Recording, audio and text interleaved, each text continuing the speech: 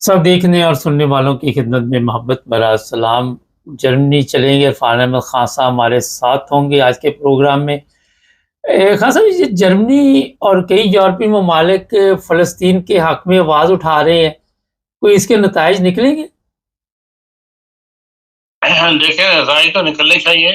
जब अब मामला इस वक्त जो हरकत की है इसराइल की पार्लियामेंट ने, 120 की पार्लियामेंट है, उसमें से 71 अफराद ने जो है वो गजा पर कब्जे की बात की है। और यहाँ तक कि उन्होंने कहा कि वेस्ट बैंक जहाँ पे अभी तक तो अमन है, कोई दहशतगर्दी या उनके हमास के लिए तो चले, उन्होंने अपना शोहरत जो है वो दहशतगर्दों वाली करवा ली हुई है। दुनिया उसको दहशतगर्द मानती है, हमास को। जगह जगह जहां भी उसका नाम आता है अच्छे दहशत तंजीम के तौर पे आता है। लेकिन वेस्ट बैंक में तो कोई महमूद अब्बास की जो अल-फतह वाले हैं वो कोई ऐसी कार्रवाई नहीं करे, लेकिन इन्होंने वहां भी कार्रवाई करने का जो है इंडिया दिया है पार्लियामेंट ने। उसके बाद से है जो दुनिया की आंखें जो है खुली हैं कि भाई इनके तो इरादे और ज्यादा वो है। तो उस लिहाज से जो जिन ममालिक ने इसमें फौरी तौर पर रद्दमल शो किया उसमें जर्मनी भी शामिल है। आपको पता है कि जर्मनी के वज़ीर ख़ारजा जो है पिछले हफ्ते इसराइल गए थे और उन्होंने आके इसराइल की ही फेवर में जो है वो बयान दिया था। लेकिन अब जर्मन चांसलर ने कल ये कहा है कि भाई हम इसराइल को असले की फरोख्त जो है उस पर पाबंदी लगा रहे हैं। और उन्होंने भी इस इक़दाम को इसराइल के जो गजा पर कब्जे करने का है कि उसको इसराइल में शामिल कर लिया जाए, उसको उन्होंने कंडेम किया है। तो उन्होंने कहा है कि हमने अब तक इसराइल का बहुत साथ दिया है। वर्ल्ड वार सेकंड में जो 6 मिलियन यहूदी कत्ल करने का इल्जाम जर्मनी पर है, उसकी वजह से हम बहुत से मुआहदों के पाबंद थे और हमने इसराइल का साथ दिया। और हमने 7 अक्टूबर 2023 को जो हमास से हमला किया था इसराइल की दीवार तोड़ के, उससे लेकर और मई 2025 तक 485 मिलियन का यूरो का असला जो है वो इसराइल को प्रोवाइड किया है बाज़ मुआहदों के तहत। इसमें एमुनिशन है, वेपन्स पार्ट्स हैं, स्पेशल इक्विपमेंट है नेवी और आर्मी के। फिर वो कहते हैं कि जो स्पेशल किस्म के इक्विपमेंट है जो हम किसी को नहीं देते, और वो भी हमने इनको दिया है। फिर जो असला ट्रांसपोर्ट करने की व्हीकल्स हैं वो भी हमने इसराइल को प्रोवाइड किए हैं। और अब उन्होंने कहा कि इस पर पाबंदी लगाई जा रही है और किसी किस्म का इसराइल को असला जो है वो नहीं दिया जाएगा तावक्त कि इसराइल जो है वो बातचीत के लिए मुज़ाकरात की मेज पर आए।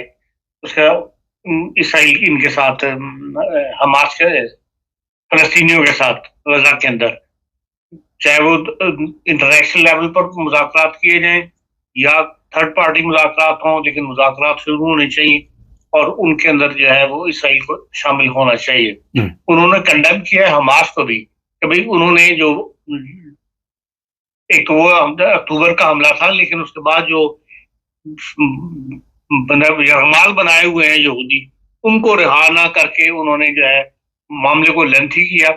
और अब भी जो उनके पास चंद हैं उनको फौरी तौर पर रिहा करना चाहिए और हमास को अपनी पहचान जो है एज ए दहशतगर्द तंजीम के वो जो है खत्म करनी चाहिए।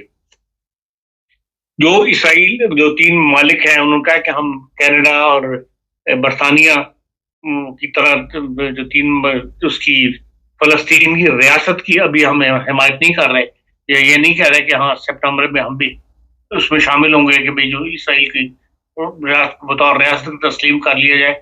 लेकिन हम उस तरफ ये अगर इसराइल ने अमन की बात ना की या इस तरफ ना आया या गजा की तरफ दुनिया की बात को तस्लीम ना किया गजा कब्जे के मामले में, तो फिर यह है कि हम भी उसी फहरिस्त में शामिल होंगे कि इसराइल को रियासत को तस्लीम कर दिया जाए। लेकिन अभी तक उन्होंने कहा कि हमारी ऐसी पॉलिसी नहीं है। तो ये तो एक इस मामले में हुआ है। फिर जर्मनी जो है वो उसमें शामिल हो गया है। जो गजा गिराई जा रही है जहाज़ों के साथ गजा के या फलस्तीन के अंदर, उसमें अब जर्मन तैयारे जो है वो भी हिस्सा लेंगे। इसलिए मान ले एक छोटा बहुत चेंज तो आया है दुनिया के हालात में या फलस्तीन की फेवर के अंदर, آج بھی جو یونائٹڈ نیشن کا اجلاس ہو رہا ہے، خصوصی اجلاس بلایا گیا ہے سلامتی کونسل کا، اس میں سے 15 میں سے 14 ممالک نے اس اجلاس کو بلانے کی حمایت کی تھی. تو ظاہر ہے کہ جب حمایت کی ہے تو وہ اس میں کوئی نہ کوئی جو بھی فیصلہ ہوگا غزہ کے معاملے میں اس کی حمایت کریں گے.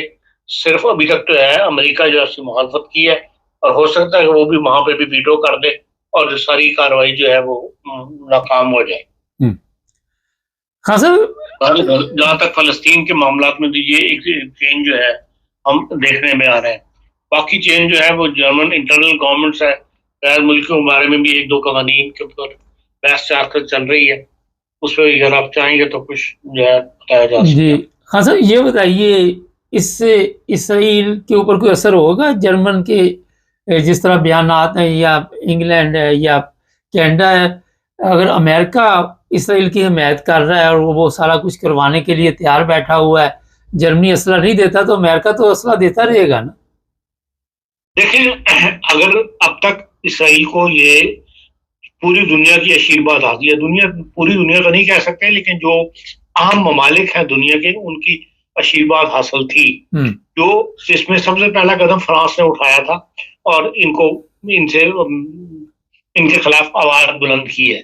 اس آواز کے ساتھ پھر آوازیں ملنی شروع ہو گئی.